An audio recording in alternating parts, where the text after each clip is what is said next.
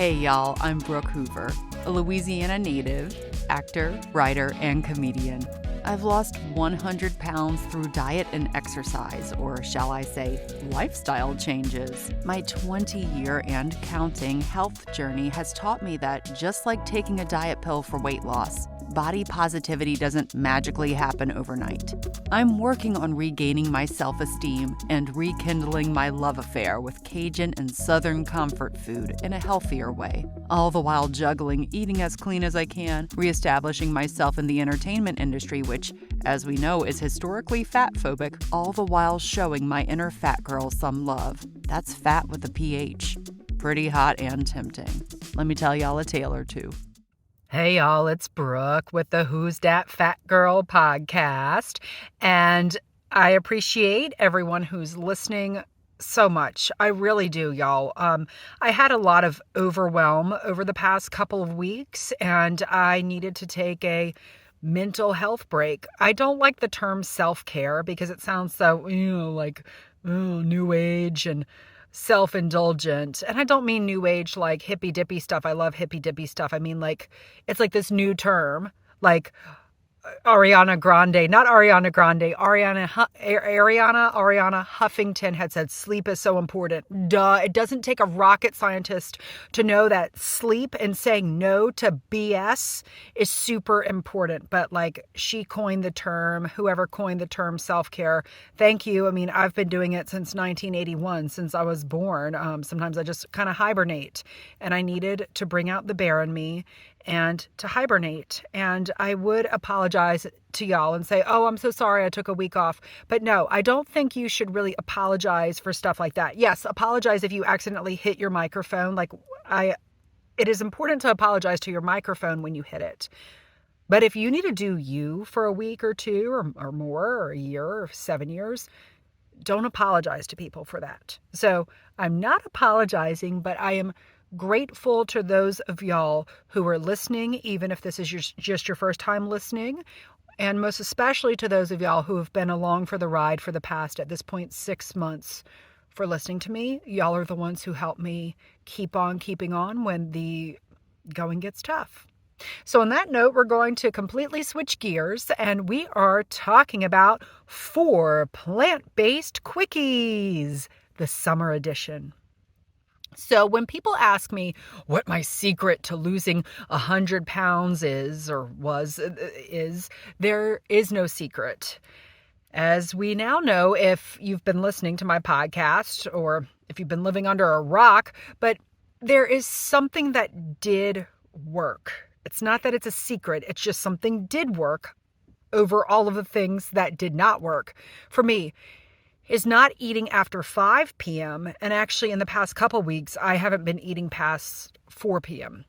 And I make the last thing I eat of the day super light.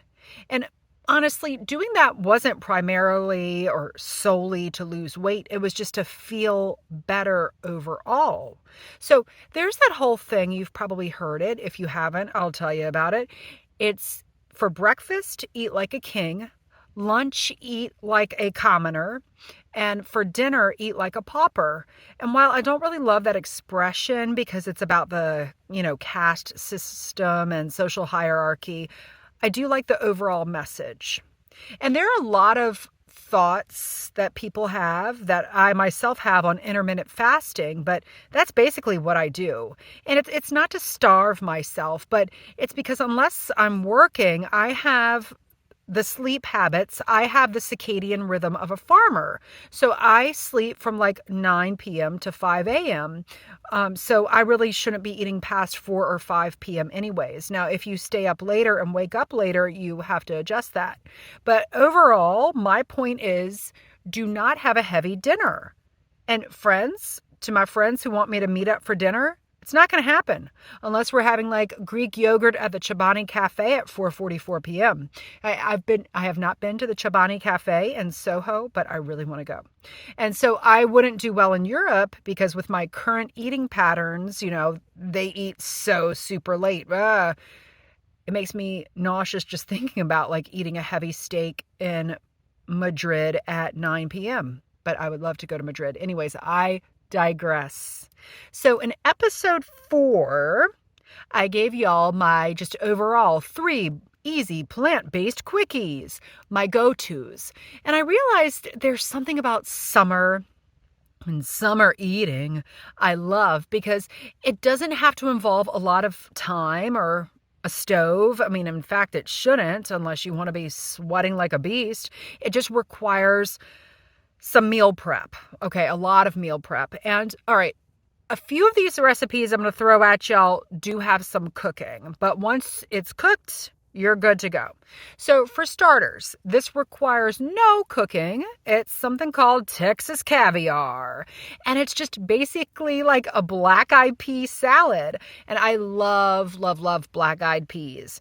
Honestly, the canned version is fine. So get some black-eyed peas. I'm from Louisiana, as we know, so I'm a big fan of the trapperies that come with the jalapenos and already up in there.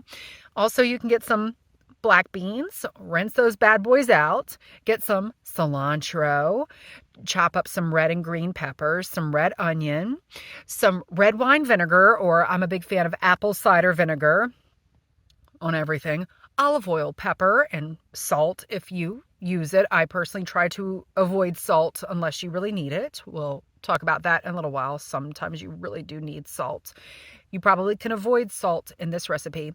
And if you like spicy as much as I do, add some fresh or pickled jalapenos. But this is one of those things that's even better the next day. So it's really conducive to meal prep. And I would eat it as a light dinner. Like right now I'm recording this podcast at 3:30 on a Sunday. Perfect time for me to eat my Texas Caviar, call it a day. But it's also great served like at a barbecue, picnic, bring to the beach. And, of course, if you're not a fan of black beans and black-eyed peas and cilantro, you can pick other flavor profiles, sub out with your favorite beans and herbs, like a chickpea dill version for a Greek take on Texas Caviar. Opa, y'all. Do you get it? Okay. So the thing that we're going here for, if you haven't picked up on it, is fiber and protein, which will sustain you and fill you up. And in the morning, it will help you be regular. So again, balancing plant-based, veggies, and obviously beans are plant-based, a little bit of healthy fat, and protein. Something else that I really like, and I have a lot of feelings on dairy. Sometimes I can take dairy, sometimes I can't. I really try to avoid my cheese intake, but it's really hard for me to shake Greek yogurt. So on that note, gazpacho, but it's a yogurt-based one. Cucumber dill gazpacho. This is actually one of my favorite things, and it's just super simple. You get Greek yogurt and that little juicy juice that sometimes the Greek yogurt has, that little kind of, this is gross, like that bile. It's not bile, but you know what it is, that runoff. You get that, dump it in there, get some cucumber, chop them. You're going to be pureeing all of this. Dill, pepper, and salt if you want to taste, and like a splash of olive oil. If you want it to be a little bit runnier, I just add some water. You could even add almond milk if you want, cashew milk. Obviously, if you're doing that, do not do vanilla flavored, right? We're going for a savory thing here. And you blend it in a blender or like your smoothie pulverizer equivalent. So you're getting that protein, you're getting hydration from the cucumber, and that's all you need for a light dinner. Or if you just want to have something easy to eat on the go and you don't mind like drinking your soup. My mama loves to drink her soup. Boom, there you go. So I once found this recipe on Pinterest when doing this Greek yogurt challenge for my friend Amy ages ago, and I've really loved it ever since. And y'all, it's also good if you are fixing to have dental work, so make a lot of it. And you're good to go once you've had that crown replaced or dental extractions. It's good if you can't have solids for a while, but want something more nutritious than canned soup. So one of my favorite go-tos also, and it reminds me of summer in the south of France, is Ratatouille. I never saw the movie, but I know it's about a rat who works in a kitchen And in middle school, my name was actually Big Rat. It's a long story. It's the one time I didn't mind being called Big. But I digress. So bear with me. Ratatouille obviously involves an oven, but it's so worth it. So it's zucchini is in full effect right now, y'all. In Jersey, which is the garden state, the zucchini are huge. So it's like the best time to really take advantage of ratatouille, okay, oven or not. So I get zucchini, I get yellow squash and onions, and I slice them on the rounds. And then I kind of stack them standing up in a square casserole. Cash. Ooh, maybe that's subliminal. Let's get some cash money, y'all. Anyway, you stack them up on the rounds like little friends, like little dominoes in a casserole dish. And then you just cover them up with like a lower sugar pasta or marinara sauce. Yes, canned sauce. I'm so sorry to all my Italian friends. Or gravy. You know, again, I apologize. Some of my friends call it gravy, depending on if it has meat or not, or where in New Jersey or New York you're from. But it's a ton of vegetables. And, you know, if you want to add some cheese towards the end, for me, the cheeses that work for me happen to be feta and mozzarella. So if you want to add cheese, you can, but ratatouille doesn't really call for cheese. I'm just throwing some fromage in there if you want to add some protein.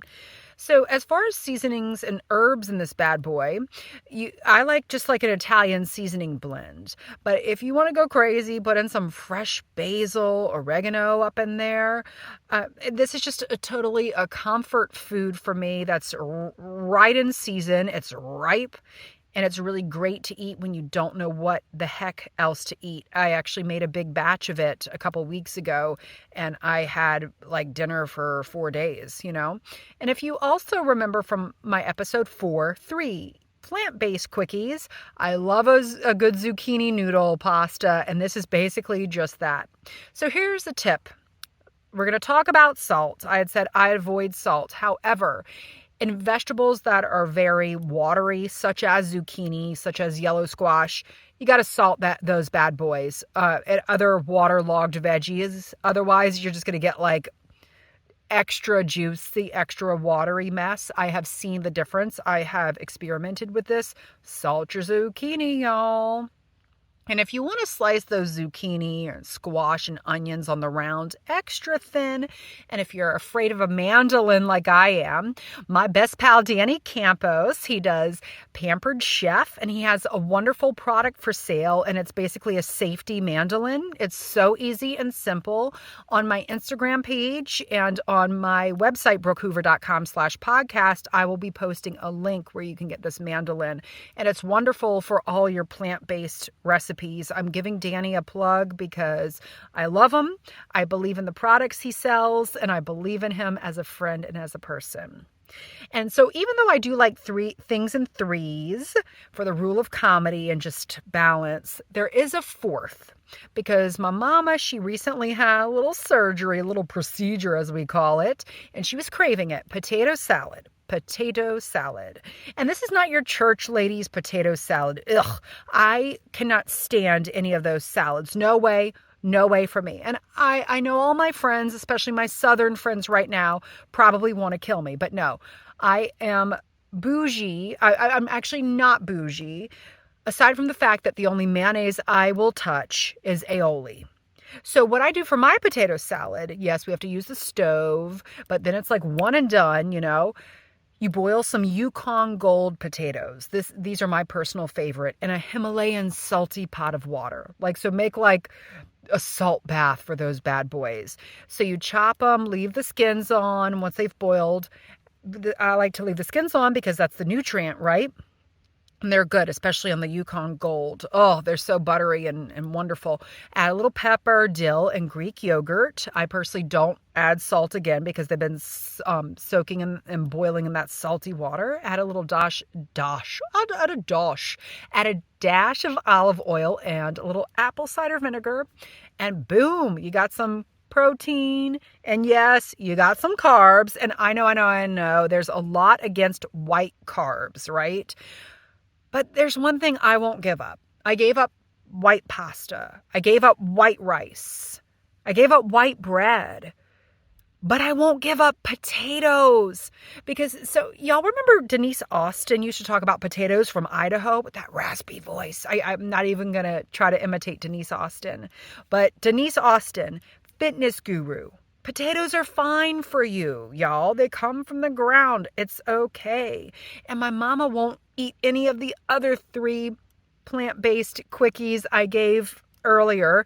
She will only eat potatoes. So if this is a good way I can get her to get some potassium in there and some nice, Greek yogurt up in there, this is what you do. And this is a good recipe for your pickier eaters. Now, I added dill to mine because Mama doesn't like chives, actually. But I think chives would do even better. So in a nutshell, y'all, with some meal prep and some grocery store shopping and planning, you're all set for some easy, light summer dinners when you're too hot to eat, but you need some nutrients up in you and you don't want to have a heavy dinner. So just keep in mind, protein, veggies, fiber, sunscreen. Don't forget the sunscreen. All right.